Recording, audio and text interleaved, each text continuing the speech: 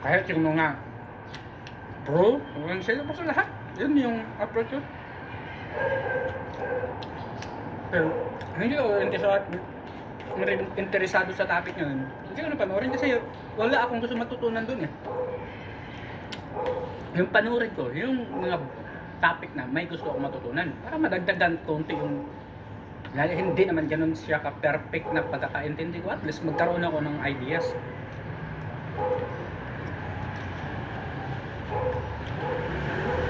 Yun naman yung purpose ko. At least meron yung makuha ng ideas.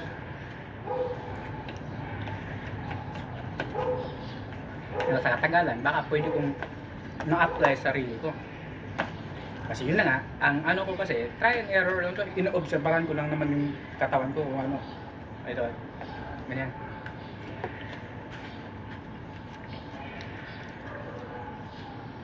Wala akong formula na sinusunod. Magalaw lang ako, depende sa response ng katawan ko.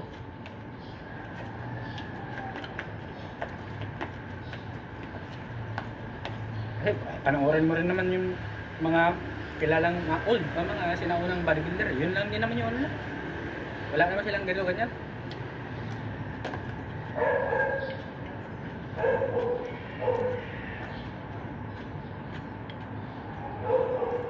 Kaya gusto ko silang panoorin kasi wala silang personal interest doon sa pinopromote nila. Hindi sila nagbibenta ng training program, hindi sila nagbibenta ng kung ano-ano man. Kasi doon kasi sa iba, yung mga isinusulong nila, mayroon silang personal interest eh. Pagandahin talaga nila yung kwento para maakit nila yung makakapanood.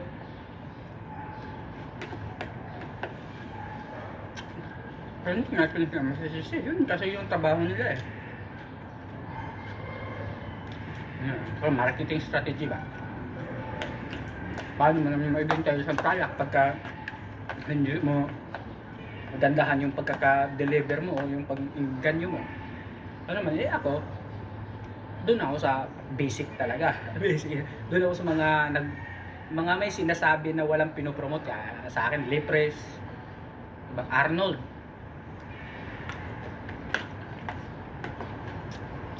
Arnold Schwarzenegger,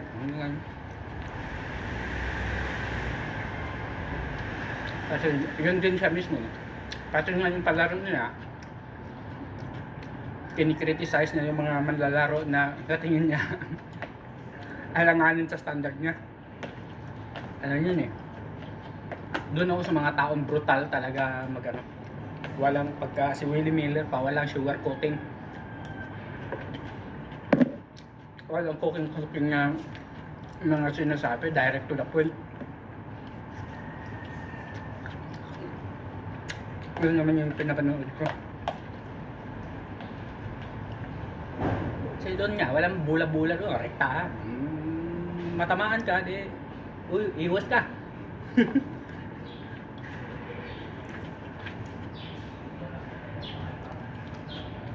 Ganun ako mag-isip eh. Biglang ganun ako mag-isip eh. Dahil yun naman, ganun talaga. Nagsabi lang din ng note ko. Yun na.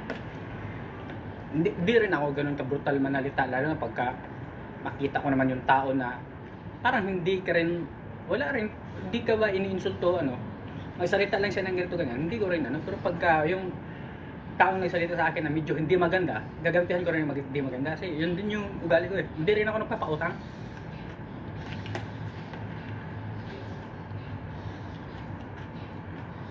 Ayun yung mga lait-lait. Hindi ako pautang sa ganyan. Yan sabi ng iba na, hayaan nga, kung bumaba sa level nila. Eh, hindi. Pag hinahayaan kasi natin yung mga ganung bagay, parang kinukonsente natin yung kamalian nila. O yung pag ganong style nila. Alam naman natin hindi maganda. Bakit hayaan natin silang ganon? Baka isipin nilang tama yung ginagawa nila kasi nanahimik tayo. Dalawa lang naman yung ano eh, pagtahimik yung tao. Pwede yung tama sila. Ayaw mo na ng gulo kasi takot ka sa kanila. O, ganito, ganyan. Yun yung intindi ko sa inyo. Bahala kayo. Kaya pag nagsalita ka sa akin na hindi maganda, huwag kang umaasang sagutin kita ng Bible verse. Walang ganun.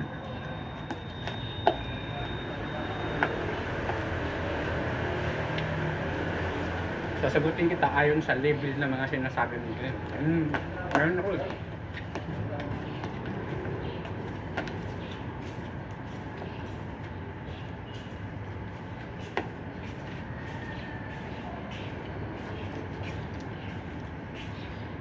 Labas na ba? Ano, dito lang? Saan mo lang? Wala nang hinihintay ko. Parang ako yata yung hinihintay ko. Doon, dumiritso na doon.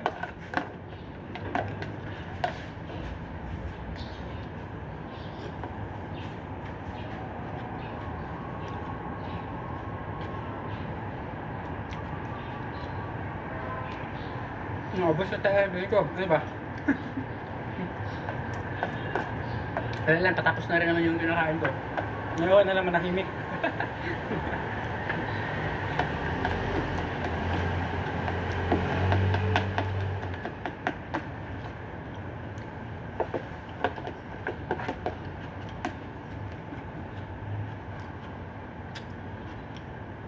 Mahirap pag-practice po siya ngayon. Hindi ganun kaganda yung liwanag ng araw.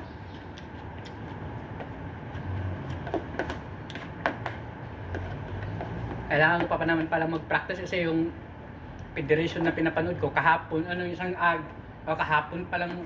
kahapon ko lang palang ata nakita yung nila comparison post nila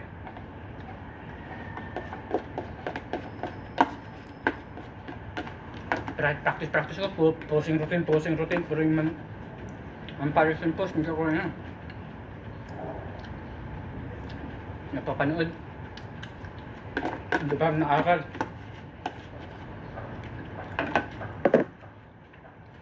Pagka mga talagang kailangan mo talaga matutunan yung post kasi yun talaga yung criteria nila paano ka mag-post.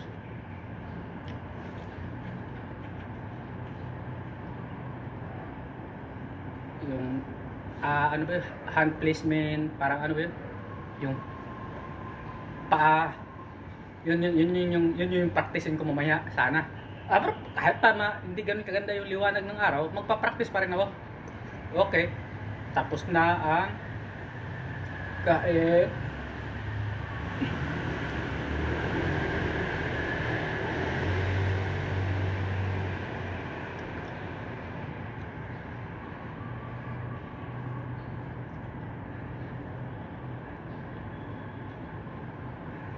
Full post.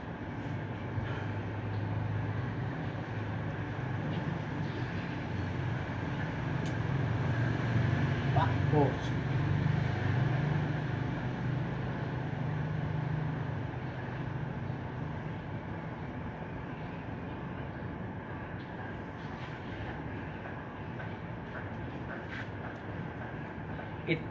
Ito ulit yung papracticein ko.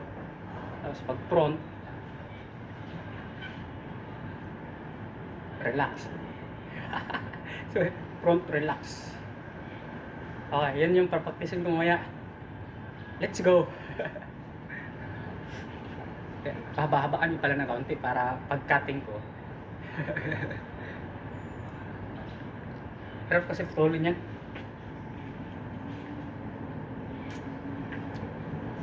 Ito, time na pala maglinis tayo sa kalat natin para walang ebidensya na maiwan ba.